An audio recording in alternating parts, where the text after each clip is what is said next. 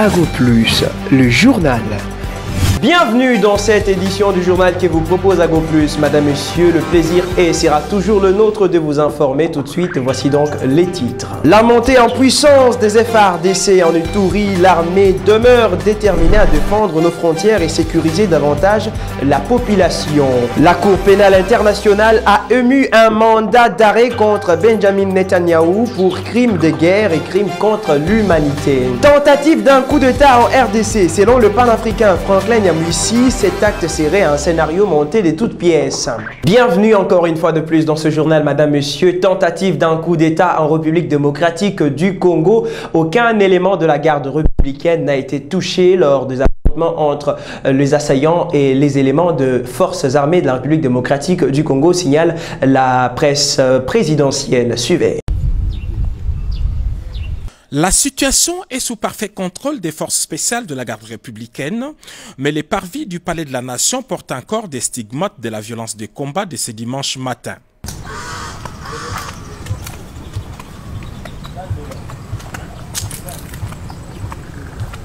Selon les informations que nous avons recueillies sur place, les commandos avaient organisé son attaque en deux groupes. Un premier groupe, conduit par le chef de file, Christian Malanga, s'est servi des véhicules arrachés au privé cette même nuit après avoir tué leur propriétaire, a lancé son assaut depuis la résidence de l'honorable Vital Kamerhe dans les quartiers des ambassadeurs à Gombe. Équipés des drones et autres armes automatiques, ils sont arrivés par ces minibus Esprit de Vie et attaqué immédiatement la résidence. Après une forte résistance et l'arrivée du renfort, les groupes des sieurs Christian Malanga a pris la direction du Palais de la Nation, se servant même de la Jeep escorte de la police affectée chez Vital Kamerhe et dont les conducteurs avaient été préalablement neutralisés. L'escorte criminelle a foncé la barrière du Palais de la Nation dans l'objectif de faire jonction avec un autre groupe de assaillants et mercenaires étrangers prépositionnés dans les marécages le long du fleuve. Très professionnels, les forces spéciales de la garde républicaine ont cerné les groupes puis lancé les feux sur les assaillants, mettant ainsi fin à leur aventure. Aucun élément de la garde républicaine n'a été touché dans ces combats, mais plusieurs membres de ces commandos, y compris leur chef, ont été tués et plusieurs autres capturés. Ainsi qu'on peut le constater dans ces images tournées par les forces de défense et de sécurité au moment des combats, ces hommes lourdement armés étaient enfouis dans les marécages le long du fleuve au Palais de la Nation. Au moment de notre tournage, le nettoyage s'est poursuivi encore le long du fleuve. C'est en ce moment que ce militaire déguisé en fou a été capturé. Il détient plusieurs documents attestant qu'il fait partie des corps habillés. Et c'est à cet endroit que Sieur Christian Malanga, non autrement identifié, a été tué par nos forces de défense et de sécurité qui le poursuivaient alors qu'il tentait de joindre un groupe important dissimulé dans la boue ici au bord du fleuve Congo. Il tentait donc de traverser sous d'autres cieux. Un homme identifié comme un citoyen américain a même été appréhendé au milieu du fleuve alors qu'il tentait de traverser ces 7 km à la nage. Depuis au lendemain de la tentative de coup d'État, les FARDC ont lancé un message public à la presse pour signaler qu'ils maîtrisaient la situation. Suivez donc les détails dans cet élément du journal. Les forces armées de la République démocratique du Congo portent à la connaissance de l'opinion nationale et internationale qu'une tentative de coup d'État a été étouffée dans l'œuf par les forces de défense et de sécurité. Cette tentative a impliqué des étrangers et des Congolais. Ces étrangers congolais ont été mis hors d'état de nuire, leur chef y compris. Les forces armées de la République démocratique du Congo demandent à la population de vaquer librement et tranquillement à ses occupations. Les forces de défense et de sécurité ont la parfaite maîtrise de la situation. Nous y reviendrons avec force de détail et images à l'appui. Nakolobana Lingala pour baimboka basosola malamu malamu mampinga maikolo Congo mayebisi na baimboka mpe bato ya bikolo mosusu te lelo badongolo miso bamekaki kosala coup d'état mpe mampinga masali mosala mwa bango bayebayaki bakangami bango banso elongo na mokonzi na bango.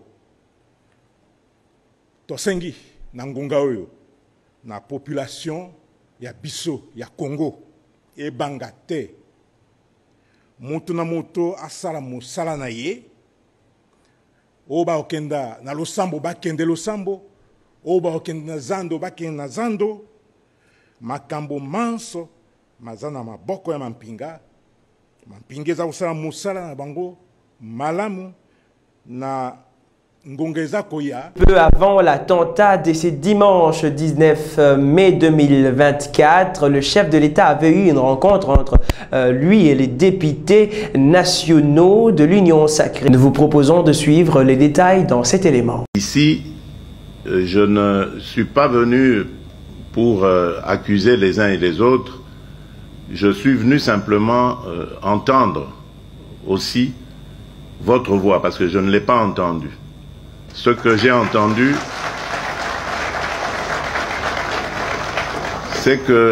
entendu, c'est un son ou des sons cacophoniques qui remontaient de la majorité que vous représentez et qui malheureusement étaient discordants et qui vraiment reflètent cette inquiétude qui est la mienne, qui symbolise évidemment ce manque de solidarité en ce moment, ces dissensions assez inquiétantes. Alors moi je voudrais savoir qu'est-ce qui s'est passé et pourquoi est-ce que vous n'avez pas voulu de la proposition faite par le Présidium. Si les choses ne se sont pas passées comme elles devraient se passer, eh bien on va les recommencer quitte à ce que nous y arrivions.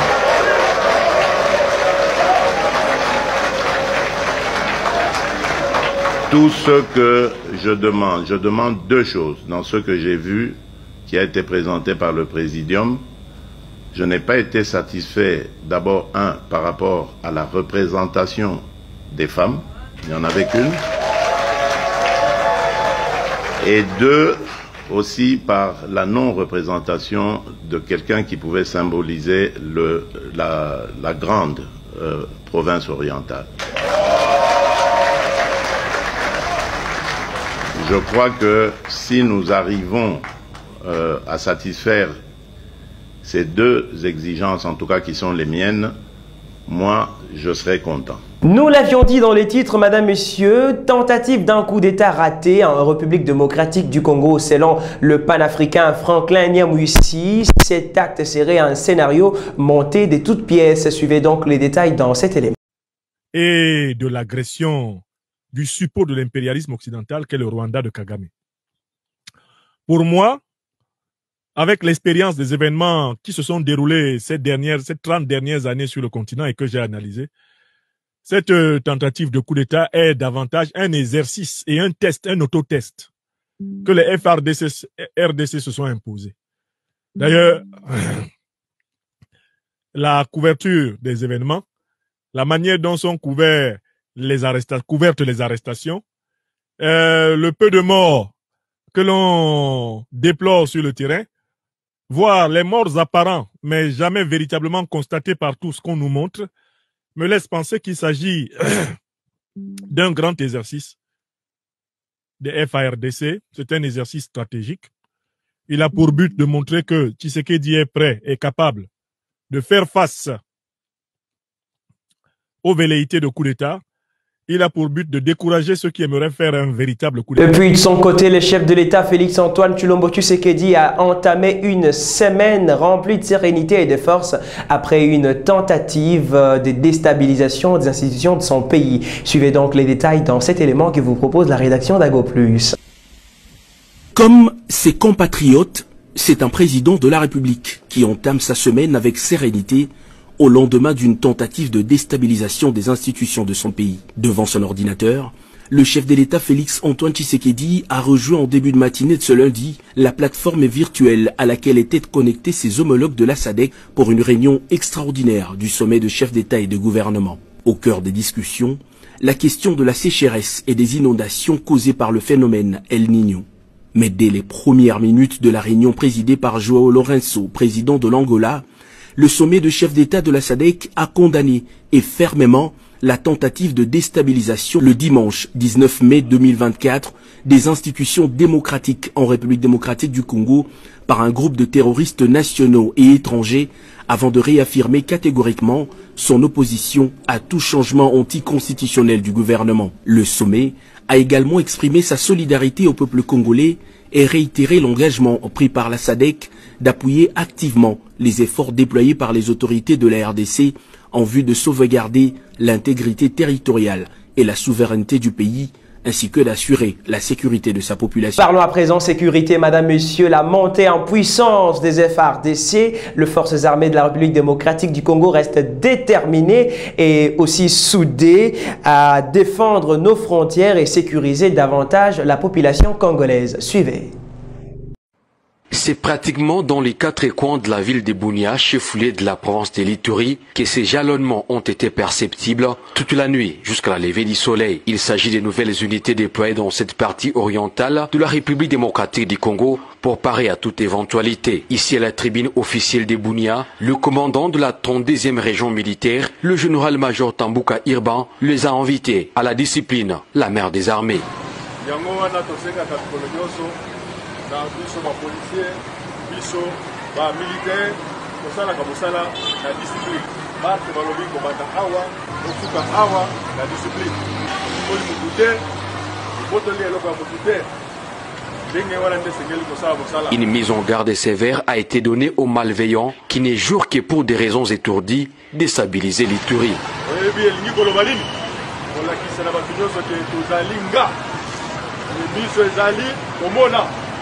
tozolanda makambo nyonso ke tozali makasi toza prêt ya kosala mosala nyonso bakotenga biso oye te esengeli boyeba bino nyonso ke tozalaka prêt ezala na bitumba ezala na mission nyonso bakopesa bameki esali 30 minutes te mpe badijame. En réponse, cette nouvelle unité déployée a prouvé de quoi elle a le moral au zénith.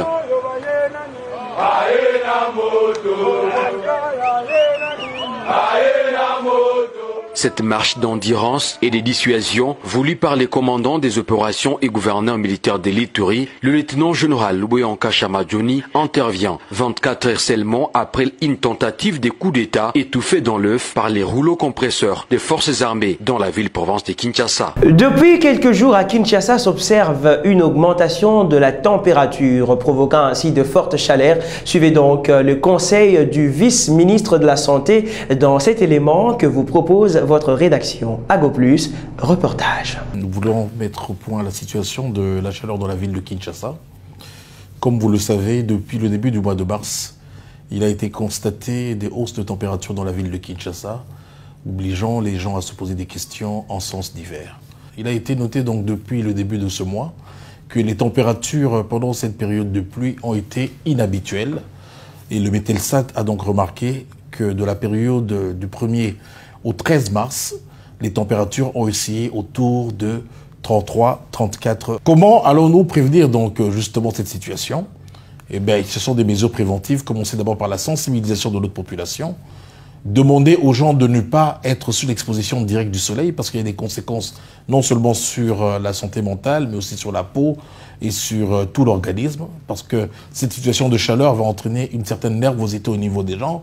Et de la même manière, ça va entraîner une déshydratation qui peut être mortelle si elle atteint des valeurs de 15 à 25%, surtout chez les enfants et les adultes. Mais ce que nous recommandons aux gens, justement, c'est de rester dans des endroits frais, de se protéger et de boire beaucoup d'eau sans attendre la soif. mais aussi pour les ouvriers qui sont obligés de rester à l'extérieur, notamment les gens qui sont dans les chantiers, les gens qui sont des soudeurs et toutes les autres personnes qui sont à l'extérieur. Nous recommandons de porter des couvre-chefs, donc des chapeaux, des foulards pour les dames, et surtout de rester à l'abri d'une insolation directe parce que ça agit aussi sur la peau à cause des rayons ultraviolets que nous avons. Mais il faut aussi garder à l'esprit que ces ultraviolets ont un effet aussi sur les yeux, et donc nous recommandons aux gens de porter des lunettes solaires et d'éviter de regarder directement les rayons de soleil. Mais aussi pendant cette période de hausse de température, nous recommandons d'éviter l'alcool, parce que l'alcool va entraîner que l'on puisse uriner de temps en temps, et donc entraîner aussi, à cause de l'effet diurétique qu'il a, une déshydratation qui risque d'être dangereux. Évidemment, il faut aussi bien se nourrir, il faut se reposer, se mouiller de temps en temps pour éviter les effets néfastes de la déshydratation. Après plusieurs séances du travail, l'ARSP annonce une décision imminente sur la situation de la sous-traitance au sein du groupe ERG. Suivez donc les détails dans ce reportage. On a évoqué tous les problèmes que notre société a et comment les résoudre. Je voudrais le remercier parce qu'il m'a donné une chance, comme étant nouveau, de pouvoir faire les choses différemment que dans le passé.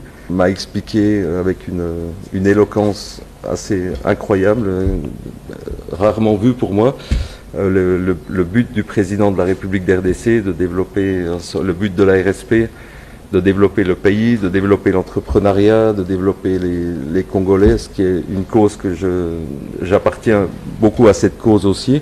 On va commencer par les 12 grandes sociétés qui représentent les 80% du chiffre d'affaires.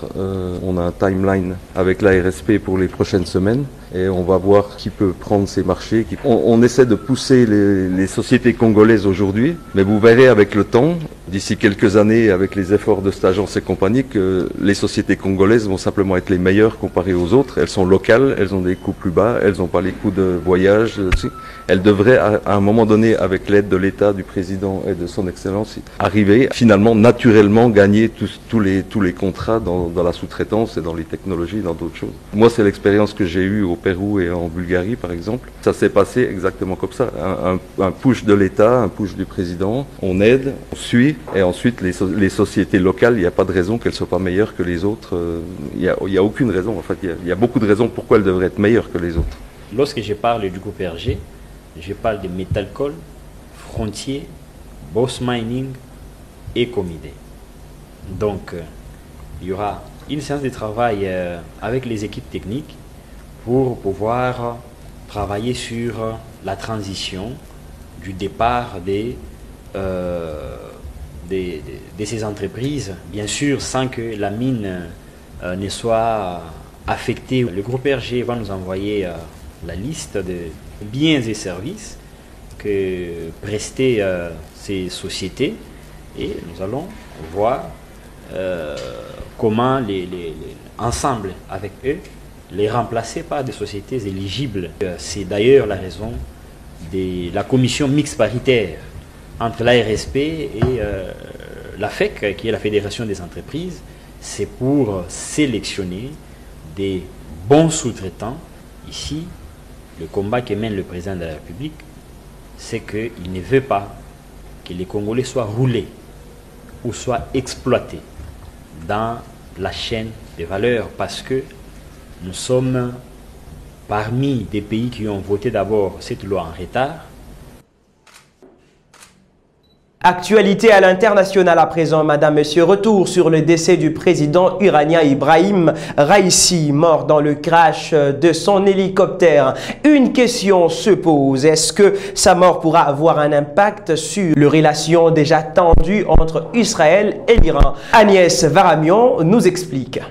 Bien, écoutez, l'événement fait la une des médias israéliens depuis hier soir, tant tout ce qui se passe en Iran est extrêmement scruté. Ici, vous savez, les pays sont des ennemis jurés. Il y a même aussi des sites satiriques qui expliquent que le Mossad est derrière cette mort. Alors je dis ça, mais alors attention, je n'alimente pas évidemment les thèses complotistes. Sinon, écoutez, la presse israélienne rappelle le surnom d'Ibrahim Raïssi, le boucher de Téhéran, tant quand il était jeune procureur de la capitale, capitale iranienne, eh bien, il a ordonné, selon les médias et selon les ONG, eh bien, la mort et l'exécution de centaines d'opposants iraniens. Alors, évidemment, ici, on ne doute pas qu'il ne sera absolument pas remplacé par quelqu'un de plus pragmatique ou quelqu'un de plus ouvert, tant on sait que l'Iran est aux mains des ultra-conservateurs, même si ce régime et même si Raïssi était extrêmement impopulaire. Hein, vous savez, il avait été élu avec une abstention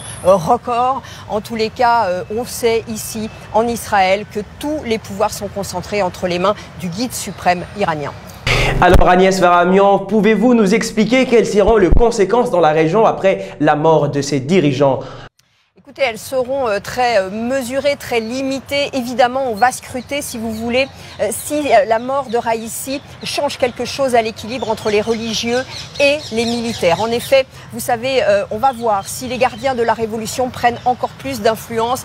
Les gardiens de la Révolution, c'est cet organe extrêmement important qui a la main sur les armes offensives de l'Iran. C'est eux qui étaient à la manœuvre, notamment dans l'attaque contre Israël le mois dernier. Ce sont leurs sites qui ont été visés par la réplique israélienne et c'est important de savoir bien s'ils vont gagner, si vous voulez, en pouvoir. Pour le reste, les fondamentaux ne changent pas. L'Iran construit toujours son axe, ce qu'il appelle son axe de la résistance, Iran, Syrie et Liban. Et puis l'Iran va continuer d'alimenter ses proxys, c'est-à-dire ses affidés. Alors le Hamas qui est en mauvaise posture et puis surtout le Hezbollah, entre guillemets, le joyau de sa couronne. Le Hezbollah qui mène une guerre d'usure et c'est ce que veut l'Iran. L'Iran veut une guerre d'épuisement contre Israël et cela ne devrait absolument pas changer. Merci beaucoup Agnès Varamian depuis Jérusalem. Et puis parlons à présent, toujours actualité à l'international, la Cour pénale internationale a émis un mandat contre Benjamin Netanyahou, Premier ministre israélien, pour des crimes contre l'humanité et des crimes de guerre graves. Suivez le détail dans cet élément. Today, that I have reasonable grounds to believe, on the basis of evidence collected and examined by my office, that Israeli Prime Minister Benjamin Netanyahu and Minister of Defense Yoav Gallant bear criminal responsibility for the following international crimes committed on the territory of the State of Palestine from at least the 8th of October 2023. The crimes include starvation of civilians as a method of warfare, willfully causing great suffering, serious injury to body or health or cruel treatment, willful killing or murder, and intentionally directing attacks against a civilian population, as well as crimes against humanity of extermination and or murder, persecution, and allegations of crimes of committing other inhumane acts. It's alleged that these crimes were committed in the context of the ongoing armed conflict and as part of a widespread and systematic attack against the civilian population of Gaza pursuant to a state policy. Unfortunately, these crimes continue to this day. My office submits that these individuals, through a common plan, have systematically deprived the civilian population of Gaza of objects indispensable to human survival. I have reasonable grounds to believe that 3 senior leaders of Hamas, Yahya Sinwar, Mohammed Daif.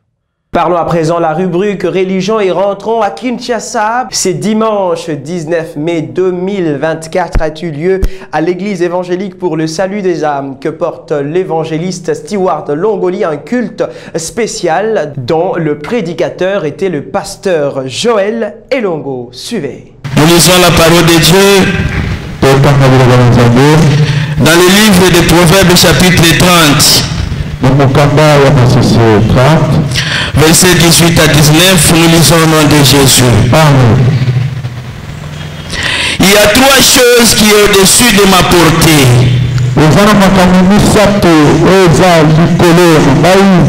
Même 4 que je ne puis comprendre.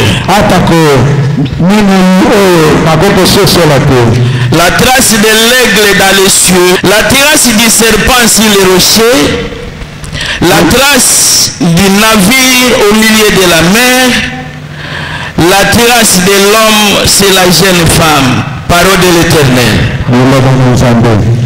Alléluia. On peut se mettre.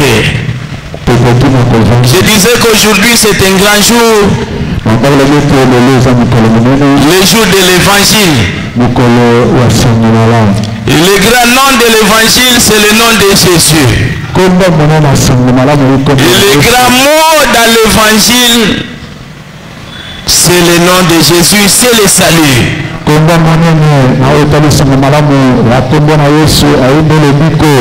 Amen. Amen.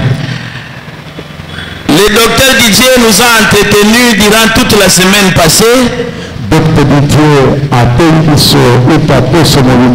a parlé sur beaucoup de choses.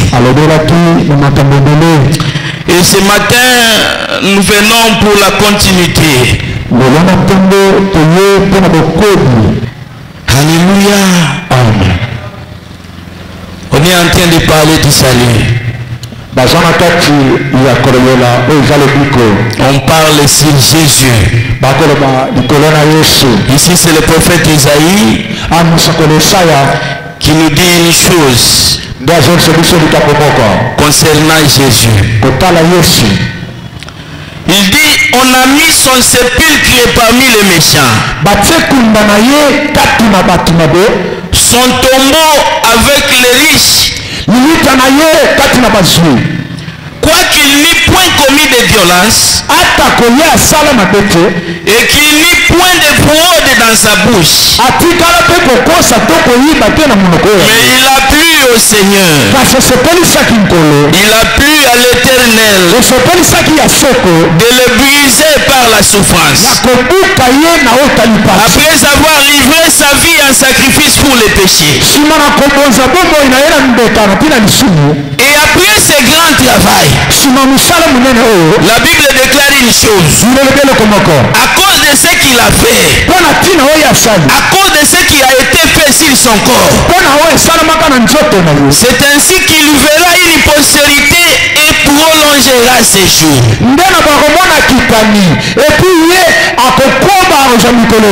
Et entre ses mains, l'œuvre de l'Éternel va prospérer. Alléluia. Amen. Et 11e verset, la Bible ajoute, dit, à cause du travail de son âme, il rassasiera ses regards. Autrement dit, à cause du travail de son sang, parce que l'âme de l'homme se trouve dans le sang. Toujours dans la rubrique religion, madame, monsieur, le pasteur Kennedy Mukendi de l'église Centre Missionnaire Sion, l'une des cellules de l'assemblée évangélique Golgotha, faisant partie de la 37e communauté des assemblées des dieux KDC en sigle, porte à la connaissance du public, surtout des agents immobiliers, que son église est à la recherche d'un endroit. Suivez donc les détails dans cet élément. Je voudrais adresser un message, puisque ça passe en direct, je crois, par rapport à notre église Centre Missionnaire Sion, l'extension de l'assemblée évangélique Golgotha, l'église mère qui se trouve sur Moussoalou, 44 Salongo. J'adresse ce message à tous ceux qui vont nous suivre. Ceux qui nous suivent, que nous sommes en train de chercher un endroit que Dieu a disposé pour nous, mais qu'il nous donnera à travers vous, à travers nous autres. Et si vous l'avez, si vous trouvez un endroit où l'église peut louer, n'hésitez pas de nous contacter au numéro qui peut-être s'afficheront sur l'écran et que je vais dire ici sur WhatsApp 081 54 76 852, sans oublier le préfixe plus 243 pour notre pays. Et Dieu ne manquera pas de vous bénir. Contactez-nous à tout moment. Si vous trouvez l'endroit, cherchez pour Dieu et Dieu aussi cherchera pour vous. Amen. Merci beaucoup. Que Dieu vous bénisse. C'est la fin de ce journal, madame, monsieur, merci de l'avoir suivi. Mais avant tout, voici donc le rappel des titres. La montée en puissance des FARDC en Ituri, l'armée demeure déterminée à défendre nos frontières et sécuriser davantage la population. La Cour pénale internationale a ému un mandat d'arrêt contre Benjamin Netanyahou pour crimes de guerre et crimes contre l'humanité. Tentative d'un coup d'État en RDC, selon le panafricain Franklin Nyamwisi, cet acte serait un scénario monté de toutes pièces. Madame, monsieur, c'est un plaisir pour nous de vous informer. L'actualité reste en continu sur nos réseaux sociaux ainsi que sur nos chaînes partenaires établis sur TNT. Pour vous et nous, à la prochaine.